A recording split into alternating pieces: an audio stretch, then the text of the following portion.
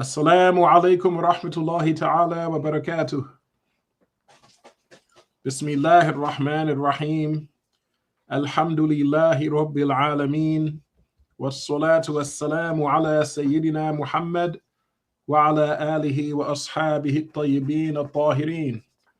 I ask Allah to grant us sincere intentions. Ameen. And I bear witness that no one is worthy of worship except Allah Ta'ala, the one who has no partners and no similars, the one who has no length and no depth and no width and no perimeter, the one who is not a volume and is not in a place, and how could he be in a place when he existed before time and space? He created everything except himself, including you and your actions. Nothing occurs except by his will, both good and bad, he destined to happen. He speaks without sound, letter, or language, not Arabic, Hebrew, nor Korean. He's not light, he's not a spirit, he has nothing in common with human beings. He's not in the direction of up, down, right, left, front, nor back. And whatever you imagine in your mind, Allah is different than that. And I bear witness that our noble, unrivaled master, Muhammad, sallallahu alaihi wasallam, is the slave of Allah, his final messenger, and the best of all of God's creations. May Allah unite us with him in paradise and grant us a drink from his basin. And may Allah increase us in patience, humility, knowledge, and comprehension, and help us to put our knowledge into practice and grant us all sincere intentions. Ameen. We're continuing in the book, the Hadrami Introduction, Al-Muqaddimah Al-Hadramiyya, which is an introductory text in Shafi'i fiqh, written by the Allama Bafadl Al-Hadrami rahimahullah. We've made it to page 6 in the book.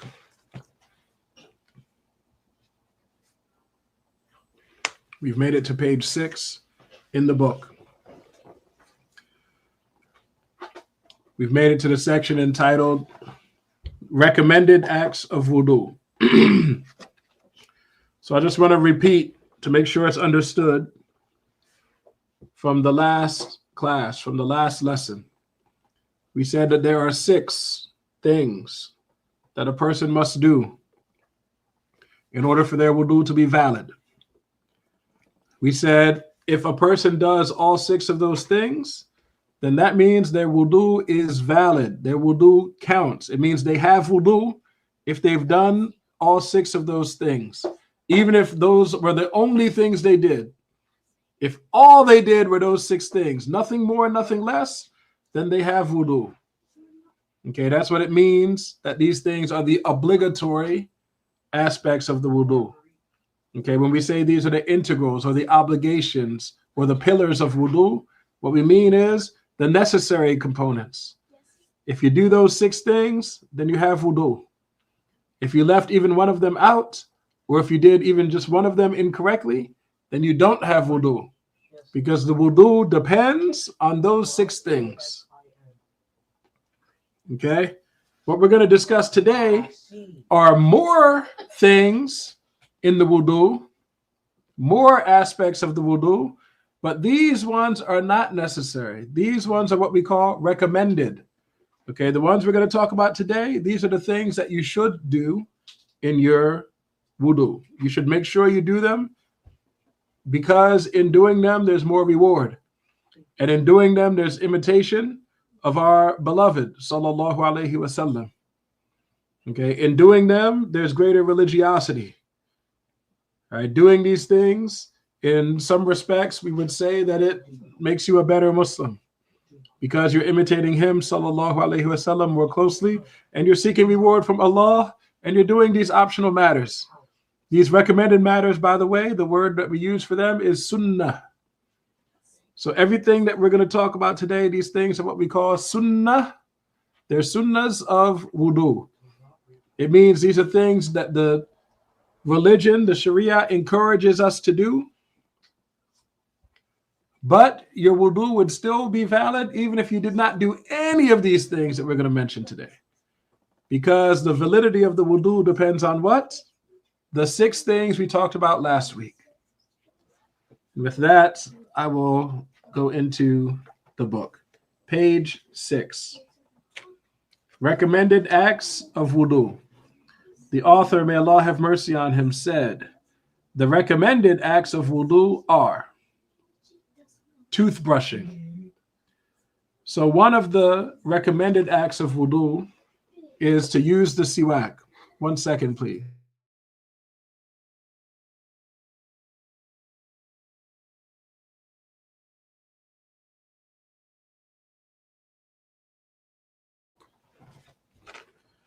The first recommended act is toothbrushing. What this means is that among the sunnahs of wudu is to use the siwak.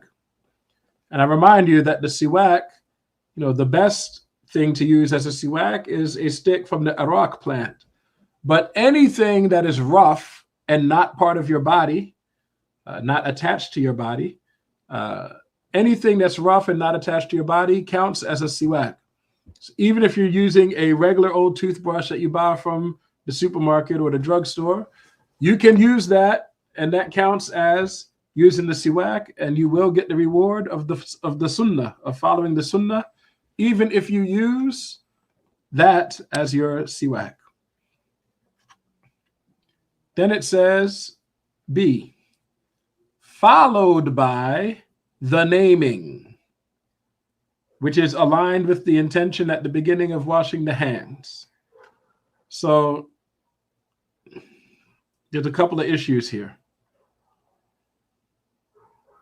First off, what does it mean by the naming? When it says the naming, what it means is that you're mentioning the name of Allah. In particular, it means that you say Bismillah. When it says the naming, it means saying Bismillah. Okay? But although you achieve the sunnah and get the reward of the sunnah by saying Bismillah, you would get more reward if you say the entire Basmalah. So it's better still for you to say Bismillahir Rahmanir Rahim at the start of your wudu. When exactly do you say this? It says, which is aligned with the intention at the beginning of washing the hands. So what that means is when you first start washing your hands, when you first begin washing your hands, it's at that moment that you make the intention that you're doing the sunnahs of wudu. Okay, you make that intention when you what? First start washing your hands. And you want to be saying Bismillahir Rahmanir Rahim at the same time that you make that intention and first start washing your hands. So all three of these things are happening at the same time. When the water first hits your hand, you are making the intention in your heart and you're saying with your tongue, Bismillahir Rahmanir Rahim, or just Bismillah. That's what it means here in letter B.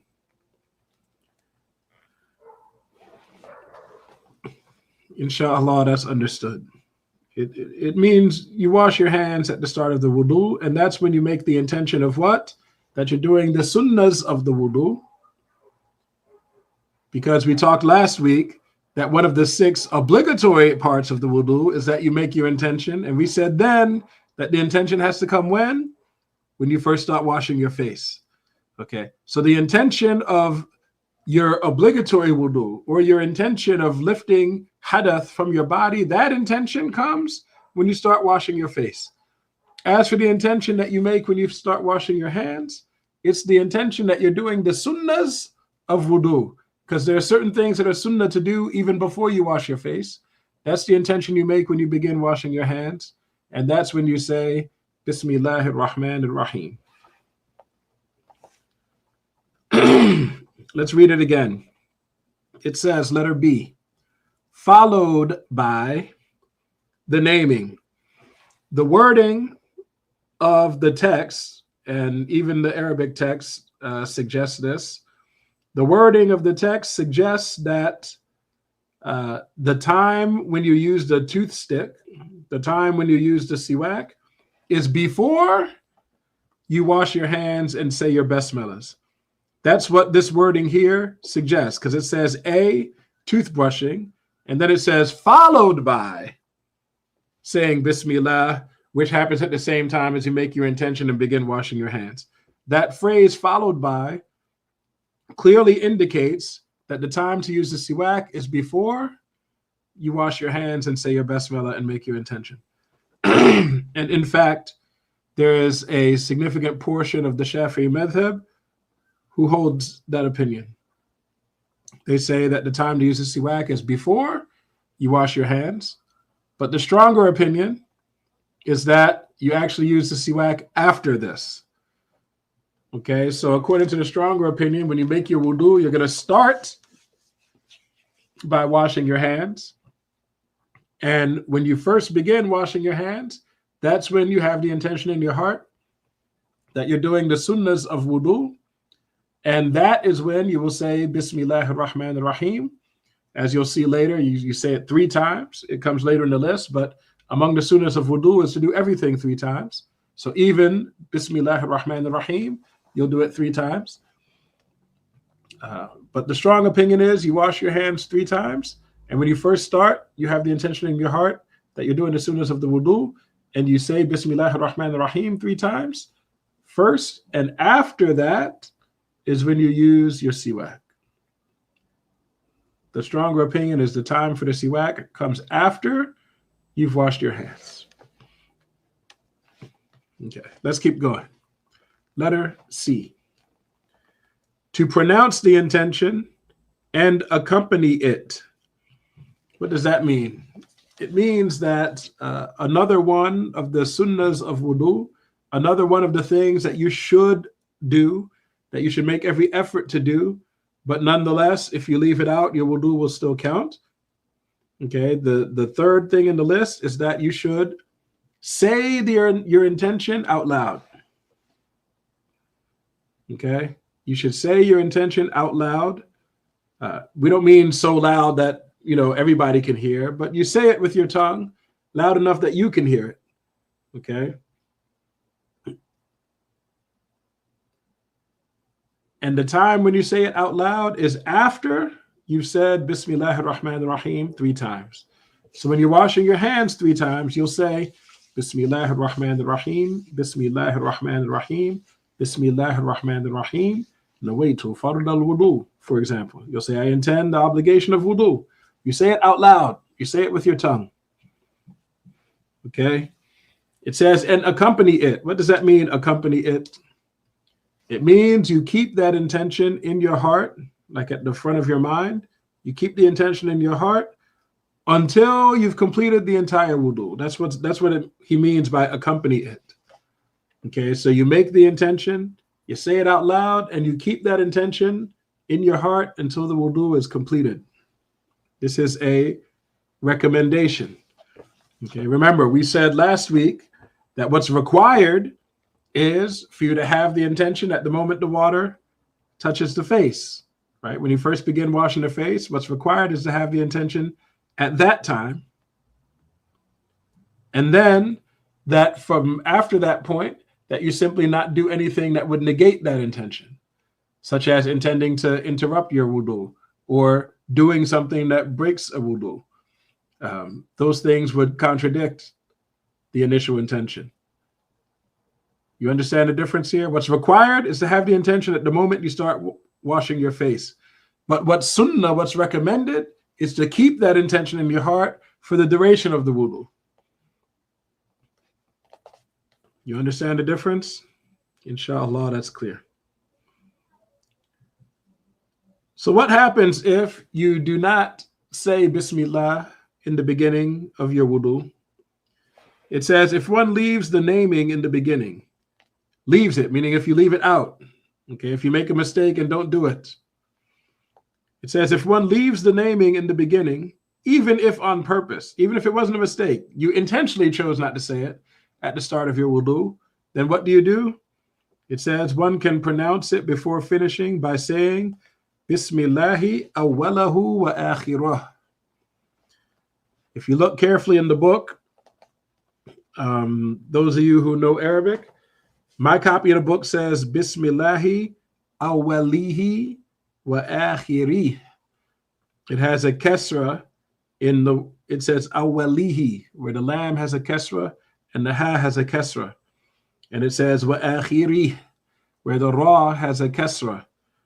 Okay, these kasras I just mentioned should be fathas. It should say awalahu. Well, not all of them fathas. It should say awalahu. So the lam should have a fatha and the ha should have a dhamma. Instead of awalihi, it should say awalahu. Wa akhirah. Instead of the ra having a kasra, it should have a fatha. Bismillahi awalahu wa akhirah. It means in the name of Allah, in its beginning till its end. As is done in eating and drinking. What does that mean, as is done in eating and drinking? When you eat, it's sunnah to say Bismillah at the start of it before you eat. And you say Alhamdulillah at the end when you're finished. But if you forget to say Bismillah when you first started eating, then what do? As long as you haven't finished yet, as long as you're somewhere in the middle, what do you say? You say Bismillahi awalahu wa akhirah. And so they're saying the same exact thing applies in wudu. If you forgot to say Bismillah or Bismillahir Rahmanir Rahim at the start of your wudu, well, as long as you haven't finished your wudu yet, as long as you're still in the middle, then you say Bismillahi awwalahu wa akhirah. And this will grant you the reward of the sunnah on this matter. Any questions about this one? Letter C.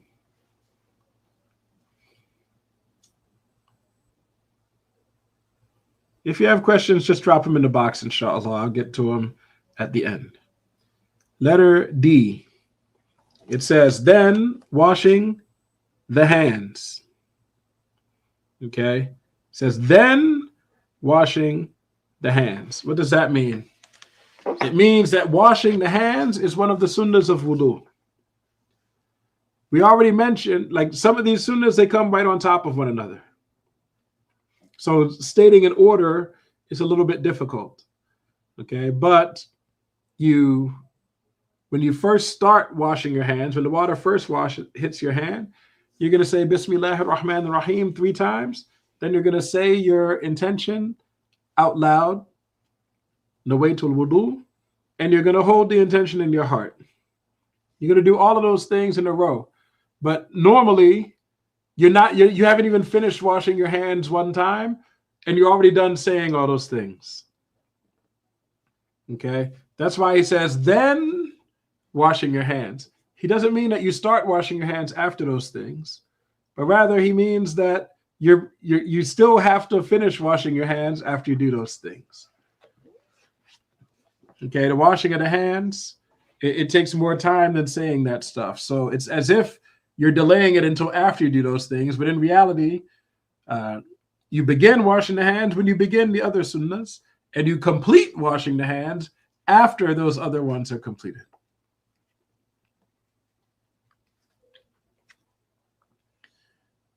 Okay, and when it says washing the hands, how far do you wash your hands? You wash your hands from the fingertips up until the wrist. Right? For this sunnah, we're talking about washing your hands to the wrist before you do other aspects of your wudu. Washing your hands to the wrist 3 times is a sunnah no matter what. Whenever you make wudu, it's always sunnah to wash your hands 3 times first. Okay? It says, if one is uncertain of their purity, which means if you have any doubt, if you are less than 100% certain that your hands are free of najasa, then in that case, if you're less than 100% certain, which means there's a chance, no matter how remote, there is a chance that your hands are contaminated in some way. It says in that case, it is disliked to dip them in little water or liquid before washing them thrice. What does that mean? It means if your hand is not, if you're not absolutely certain that your hand is in a state of purity, then it's disliked, it's makruh, for you to put your hand into the container of water, for you to submerge it in the container of water. It's disliked to do that if you're unsure of the state of your hand. And if you're unsure of the state of your hand, it will remain disliked for you to put your hand in the water until you've washed your hand 3 times. This is an issue that confuses people, because people who studied a little fiqh or maybe studied a book before this, they know that if your hand is contaminated, even if you know for certain that your hand is contaminated, you only need to wash it 1 time to put it into a state of purity. So after you've washed it once, after you've washed it 1 time, you are now certain that it's not contaminated. So why can't you put your hand in the water now after 1 wash? Why does it have to be 3? Because the Prophet ﷺ said to wash it 3 times. So the dislikedness of putting your hand in the water will not go away until you've washed it 3 times. Even though your uncertainty will go away after the first wash, the dislikedness will not go away until the 3rd wash. Insha'Allah, that's clear. It says here, it is disliked to dip them in little water. What's meant by little water? When we say little water, what do we mean? We mean a volume of water which is less than 2 qullas. Right? We talked about qullas in an earlier lesson. Okay, 2 qullas is the threshold for something to become a large amount of water. Right? Something is a large amount of water if it is 2 qullas or more. If it's less than 2 qullas, it's a small amount of water. So it's disliked to put your hand to dip it into a small amount of water until you've washed it 3 times. Then it says, or liquid. By liquid here, it means something which is a liquid but is not water. Something which is a liquid but is not water, we mean something like vinegar or oil or dish soap or milk or ink. Anything that's a liquid but is not water, it's also disliked for you to put your hand into that while you're unsure of whether your hand is purified or not. That's because if it turns out that there's najasa on your hand, you will contaminate a small amount of water if you put your hand in it. Okay, simply by your hand touching the water will be contaminated because your hand is contaminated and the water is a small amount. So it gets contaminated by mere contact with najasa. Okay, if you had a large amount of water, it would not get contaminated by mere contact. The water would have to change.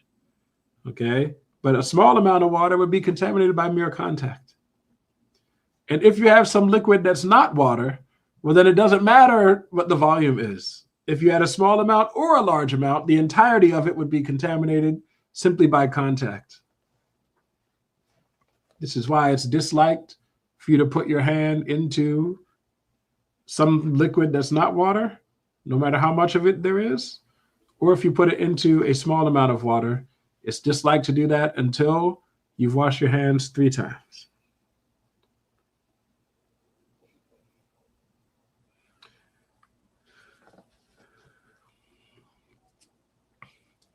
Someone said we cannot say Allah's name in the bathroom, so we cannot say Bismillah out loud. If you're in the bathroom, don't say it out loud. But there's no rule that says you have to be in the bathroom when you make your wudu. Okay? There's no rule that says you have to be in the bathroom to make your wudu. All right? The rule simply says you need to use water, and there are lots of places to find water. Okay? Some people who in their home don't want to say the name of Allah in the bathroom, what do? They go to the kitchen sink. They wash their hands in the kitchen sink 3 times. And they say Bismillah ar-Rahman ar-Rahim 3 times. They're at the kitchen sink. Okay? And then after that, after they wash their hand 3 times, maybe after they rinse out their mouth and their nose, then they go up to the bathroom and finish the rest of their wudu afterwards. but they've already said the name of Allah before they went in the bathroom. Some people will do their entire wudu at the kitchen sink, okay, which is also perfectly acceptable. Some people who make their wudu in the bathroom, what will they do? They'll fill up their hand with water. They'll take a handful of water and they'll step outside of the bathroom and say Bismillahir Rahmanir Rahim 3 times, and then step back into the bathroom and start washing their hands. There are ways around that. Okay, I want to encourage you to follow the sunnah. All right, say it. Even if it means you step out of the shower for step out of the bathroom for 2 seconds, you just step out of the bathroom for 2 seconds, inshallah. So when I ask, can I go over the vowels? Bismillahi awwalahu wa akhirah. Bismillahi has a kasra on the ba and a sukoon on the seen and a kasra on the meme. Allahi has a kasra at the end. Awwalahu has a fatha on the alif, a shadda with a fatha on the waw, a fatha on the lam, and a dhamma on the ha. Awwalahu. And the last part, wa akhirah, the waw has a fatha, the alif has a medda, which means it's like a hamza with a fatha followed by an alif.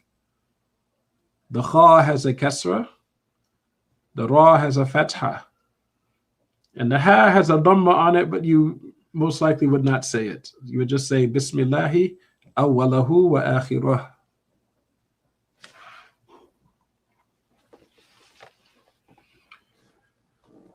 Remember, you can put your questions in the box. It's not an issue. Letter E. What's next on the recommended things? Yes, for sure, you can say the basmala in your heart, but saying it in the heart does not get you the reward of the sunnah. If you want the reward of this sunnah, you need to say it with your tongue. Okay, at least one time. You'll get the basic reward of the sunnah by saying it once, but you'd get more reward by saying it 3 times. Letter E. It says, then mouth rinsing followed by nasal irrigation. So after you've washed your hands 3 times, the next thing that you're going to do is you're going to rinse out your mouth 3 times and rinse out your nose 3 times. Okay? How do you do that? How do you rinse out your mouth? You rinse out your mouth by putting water in your mouth, rinsing it around your mouth, and then spitting it out of your mouth. This is the best way to do it. Each of those 3 things is a different sunnah. So putting water in your mouth is a sunnah. Rinsing your water around in your mouth is a different sunnah. And spitting it out is a third sunnah. So if you want the reward for all 3 of these sunnahs, that's what you do. You put the water in, you rinse it around, and then you spit it out. But if you didn't do that, you would get reward for the sunnahs that you did. For example, if you put water in your mouth and then just swallowed it, well, you'd get reward for putting water in your mouth. If you put water in your mouth, rinse it around, and then swallowed it, well, you get the reward for putting it in your mouth and for rinsing it around. But if you put it in, rinse it around, and spit it out, then you get the reward for all 3 of those sunnahs. Okay, what about the nose? Similar thing. Putting water in your nose is one sunnah. Sniffing it up to the top of your nose is another sunnah. And then blowing it out is a third sunnah. Okay, so if you want to do it in the most perfect way, you'll do all 3. You'll put the water in your nose, you'll sniff it up, and then blow it out. This is how the mouth rinsing and the nasal irrigation are done. But then he says, and please pay attention, the preferred way is to perform both together with 3 scoops, rinsing from each scoop, then irrigating the nose with the remainder. Okay, so the best way to do this is for you to fill up your hand with water. Put some of the water in your mouth. rinse the water around and spit the water out. And then with the water that still remains in your hand, you put some in your nose and you sniff it up, and then you blow it out. Okay, this is the recommended way to do it. Of course, using your right hand for the water. And, the Malikis really emphasize that when you blow it out of your nose, you use the left hand. The Shafi'is don't say much on this subject, so I strongly recommend that you use your left hand. Since the Shafi'is don't seem to care one way or the other, and the Malikis insist on using the left, I say go ahead and use the left. This text is a text in Shafi'i fiqh. Okay, so everything we're going to be talking about here today is the Shafi'i school, unless I indicate otherwise. So it says that the preferred way to do it is to take a scoop of water from your hand, put some in your mouth, rinse it around, spit it out, put the remainder in your nose, sniff it up, and blow it out. That's one washing of the mouth, one washing of the nose, done with one scoop of water. So then what do?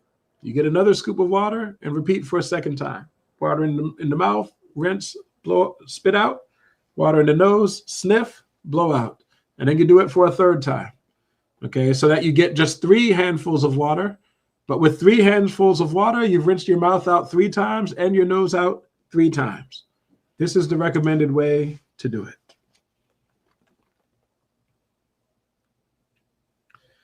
It says it is recommended to carry out these to the utmost for one who isn't fasting. What does this to the utmost mean?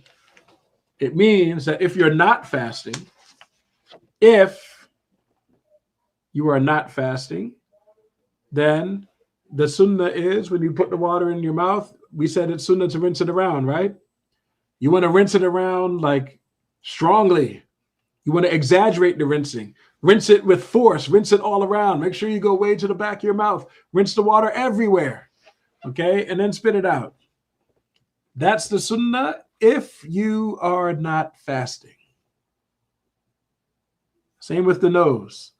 If you're not fasting, then the sunnah is to put water in your nose and sniff it up so it goes up to the top of your nose. And then you blow it out so it comes out of your nose. This is the sunnah. You sniff it way up. This is the sunnah if you're not fasting. Okay, if you are fasting, it is not sunnah to do these things. If you are fasting, you just put water in your mouth. You don't rinse it all around like with strength. You just put it in your mouth. Maybe rinse it a very slight amount and then spit it out. You put water in your nose and you don't sniff it up. You just blow it out. Okay, because there's risk that you will break your fast if you do these things to the utmost. Okay, so if you're fasting, you don't do them to the utmost. That is only sunnah if you're not fasting. If you are fasting, it's not sunnah to do it to the utmost. Inshallah, that is clear. Letter F. It says to do each wash, wipe, and interlacing thrice. So among the sunnahs of wudu is basically to do everything 3 times. It says here every washing you do it 3 times, every wiping you do it 3 times, and every interlacing you do it 3 times. And this is true. But even some of the things you say, like saying Bismillahir Rahmanir Rahim, even that it's sunnah to do 3 times. Right? In the wudu, you do everything 3 times. This is because of the hadith, which describes the way that the Prophet ﷺ made his wudu. And the hadith says, Tawadda'a thalathan thalathan, which means he did each step of the wudu 3 times. Okay, each step. Didn't say some of them 3 times and some of them 1 time. It says he did each step 3 times. So that means you do everything 3 times, insha'Allah ta'ala. Then it says, and the one who has doubt to build on certainty. That means that it actually has a couple of meanings. One meaning is if you're not sure how many times you did it, you go with the lower number. So if you're thinking, hold up, did I wash my hand 3 times or only 2 times? Well, what that means is you know for sure you washed it 2 times and you have doubt about whether you washed it the 3rd time. The 3rd time is in doubt. The first 2 times are not in doubt. So it says you build on certainty. What that means is you go with what you know for certain, which in this case is that you've washed it twice, and you build on that, meaning you go from there. So if you've only washed it twice, then in order to achieve the sunnah, what do? You wash it a 3rd time. Okay? That's what's meant by building on certainty. Okay? So if you're not sure if you did it 2 times or 3 times, you take the lower number because that's the one you're certain about. Okay, that's one understanding of this sunnah of building on certainty. But there's another understanding of it, which actually is not a sunnah, but is an obligation. And that is that if you have doubt about whether you washed any of the things that you have to wash, well, then it's obligatory for you to go and wash it until you're certain that you've washed everywhere that needs to be washed. So when it comes to washing your face, if there's a part of your face you're not sure if you washed it, you go back and you wash it. If there's a part of your hand that you're not sure if you washed it, you go back and you wash it. If there's a part of your head, if you're not sure if you wiped any part of your head, you go back and you wipe some part of your head.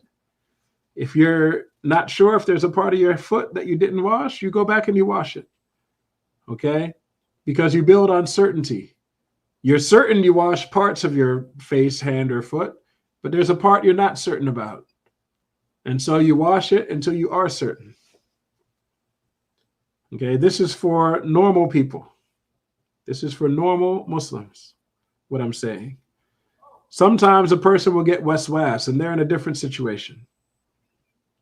Waswas, sometimes a person will get waswas and they'll wash their hand like 53 times. Not 3 times, but 53 times. And every time they're wondering if they missed a spot. They're like, oh, maybe I missed a spot. Let me wash again. Oh, maybe I missed a spot. No, the devil is just playing with these people. All right, if you get waswas, you ignore it. You don't go wash another time to be certain. You're never going to be certain.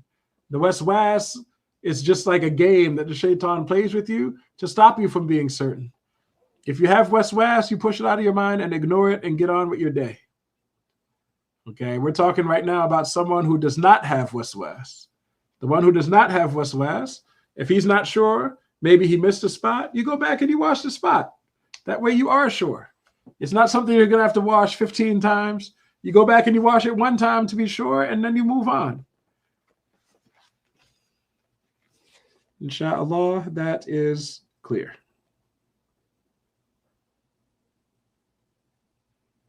What's next on the list of things that are recommended to do? Letter G. It says to wipe all of the head. So we mentioned last week when we were talking about the parts of the wudu which are obligatory, we said it's an obligation to wash, not wash, but wipe part of the head. We said it doesn't even matter how small of it is, how small of a part that you wiped. Doesn't matter how small that part is. Doesn't matter if you wiped skin or if you wiped hair. What matters is that you wiped somewhere in the boundary of the head. Okay? Just wipe somewhere in the boundary of the head. That's what's required. But what is recommended is to wipe the entire head. Okay? What's recommended is to wipe what? The entire head. By doing what? By putting your thumbs at your temples.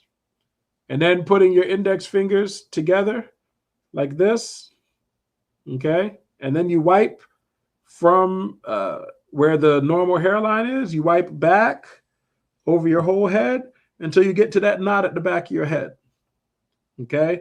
And then if you have long hair, if you have hair that can flip, then what you do is once you get to the back, you put your fingers under your hair, and then you bring your hair back to the front like that. It's like back and then to the front. That is the sunnah way of wiping your entire head. Okay, note that you only bring it back to the front if you have long hair. If you have the kind of hair that can flip, then you bring your hair back to the front. But if you have very short hair, then it's enough for you just to wipe back, like wipe to the back and then stop. Okay, so the sunnah is to wipe your whole head. The obligation is to wipe any part of your head. The sunnah is to wipe what? Your whole head. And we've already mentioned that anytime you wipe, it's sunnah to do it how many times? 3 times. So you should wipe your whole head 3 times. Then it says, if one doesn't want to remove what is on one's head, one wipes part of his head, then continues on the veil thrice. What does that mean? It means, say someone's wearing something on his head. Like me, I got this kufi on my head, right? If I don't want to take this off when I make my wudu, what I can do is I can take a finger that's wet, I can just slide it under here and wipe on my head, okay? Which is what's required for my wudu to be valid, is to wipe on my head. I can do that. I can just dip my finger under there and wipe my head, and then I can continue by wiping on top of the kufi. Okay, I don't know why he translated it as veil, but you know, the cover is what he means. Whatever you have covering your head, if you wipe your head under the cover, no matter how small that place is that you wipe, that will make your wudu valid. After that, you can just wipe on top of your head cover. Our Prophet sallallahu alaihi wasallam was observed doing that when he made wudu while he was wearing a turban, and he did not take the turban off. He just stuck a finger under the turban, wiped a small bit of his head, and then he wiped on top of the turban after that. Okay, so this is acceptable. You know, this is one of the proofs of the Shafi'i school that you don't have to wipe your whole head. It's enough to wipe part of your head. But the wording, the way this sentence is worded, is a little bit confusing. Because the way it's worded makes it seem like you should wipe your head 1 time and then wipe on top of your head cover 3 times. But it's the reverse. Okay, what he really means here is you wipe part of your head 3 times, and then you continue on the veil 1 time. You continue and you wipe over your cover 1 time. That's how you should understand the sentence. The way it's written makes it seem like the opposite. Okay, you wipe your head 3 times, and then you continue on the cover 1 time. That is what's recommended by the madhab on this issue.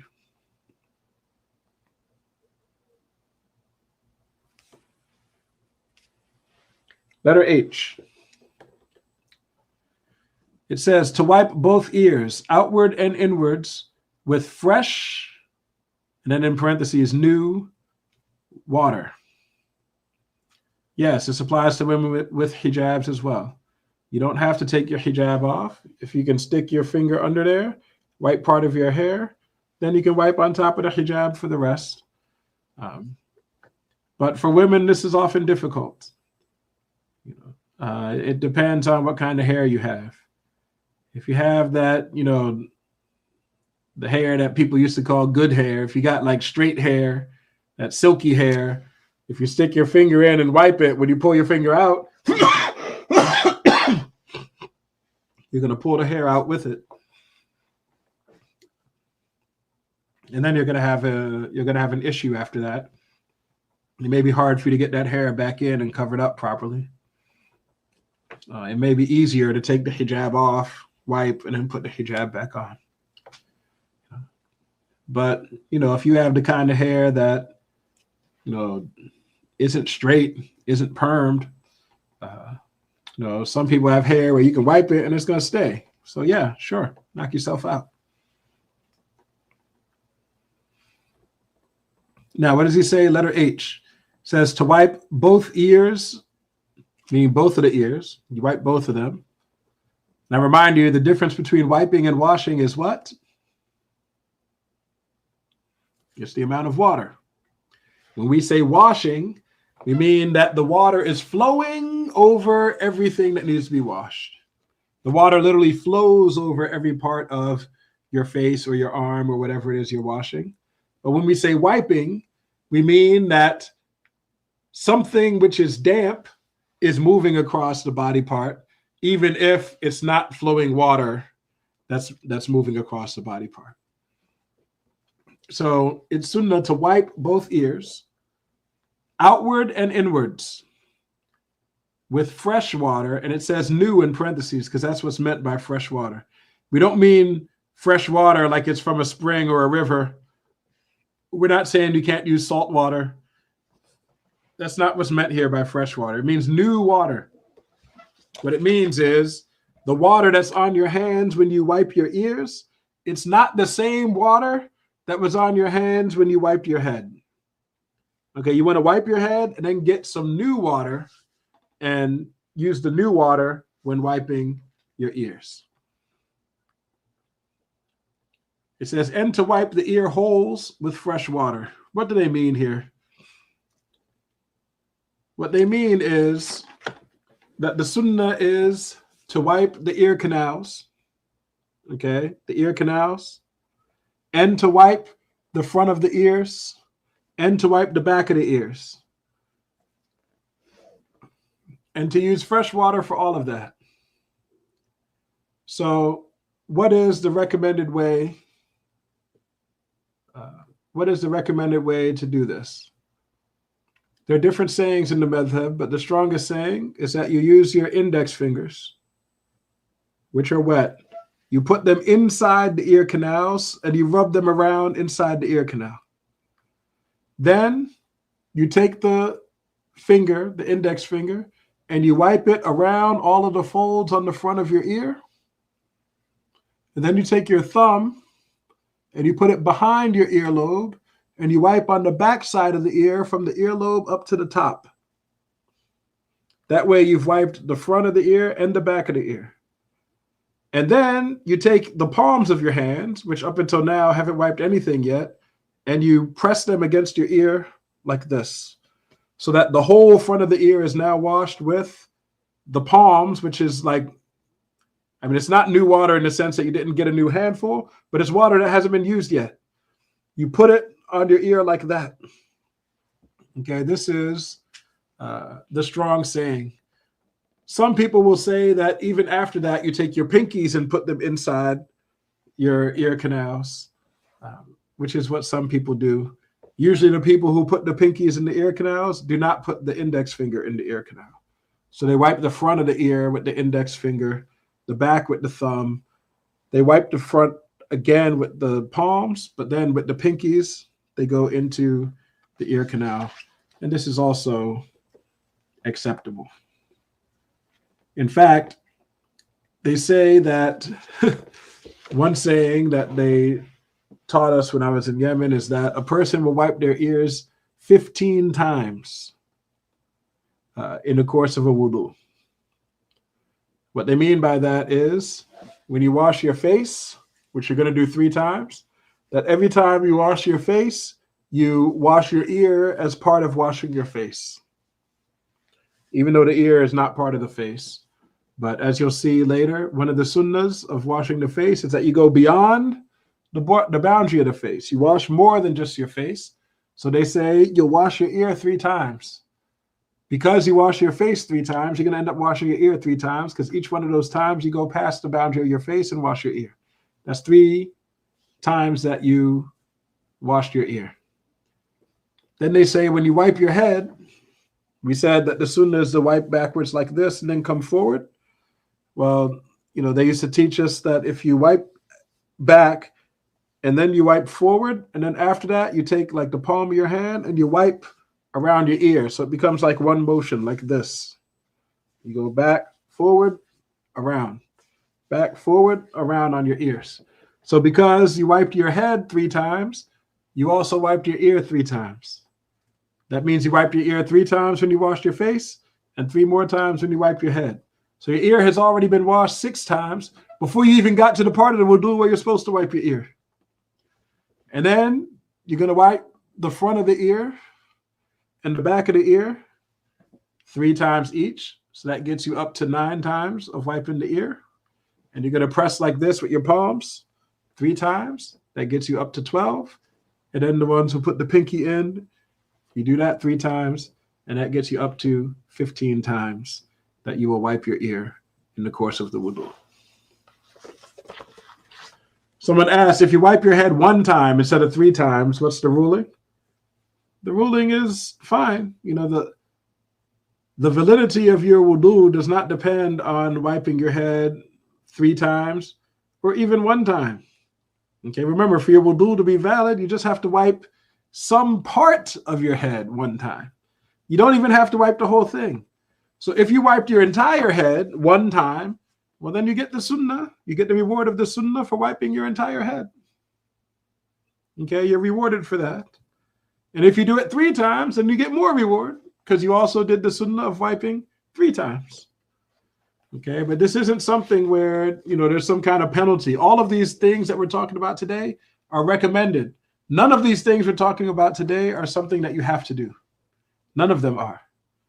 Okay, these are all things that we do to get more reward in our act of worship and to be more close to the example of our Prophet sallallahu alaihi wasallam. All right, but none of these things are required. None of these things are required.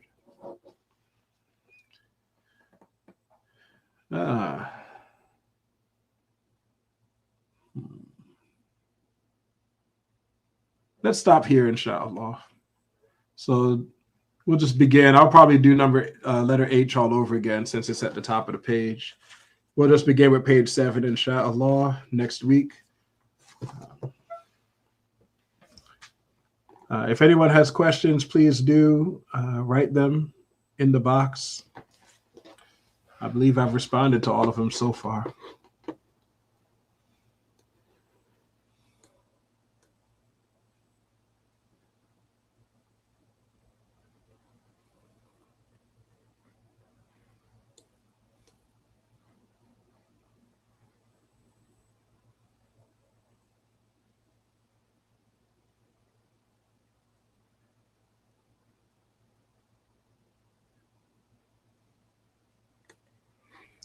Okay, well, if there are no questions, then let's say La ilaha illallah.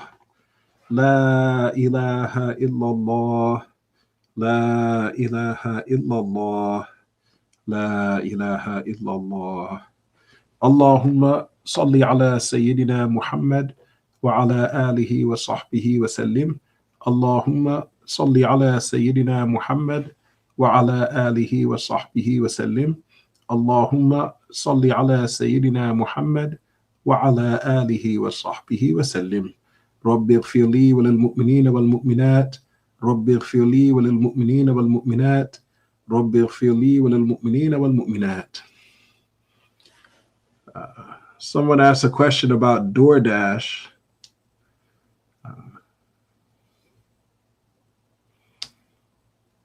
So I don't really understand this question about DoorDash account. Like, are you ordering DoorDash or are you the one that's picking up and delivering the DoorDash? You're asking about earnings, so I'm guessing that, you're the deliverer in this case.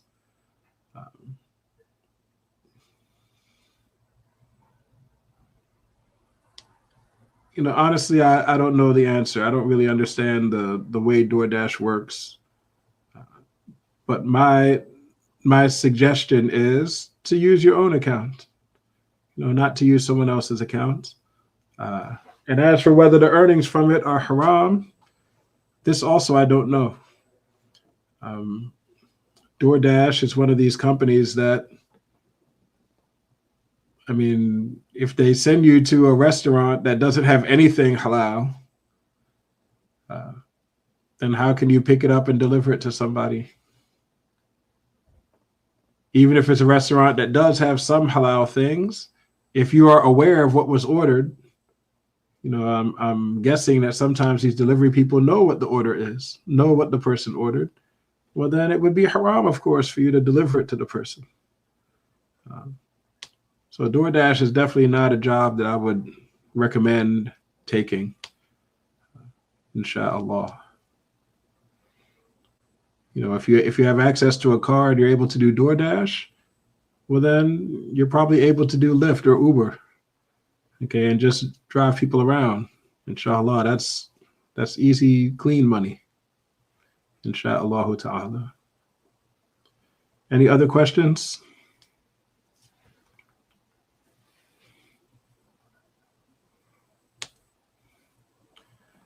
All right.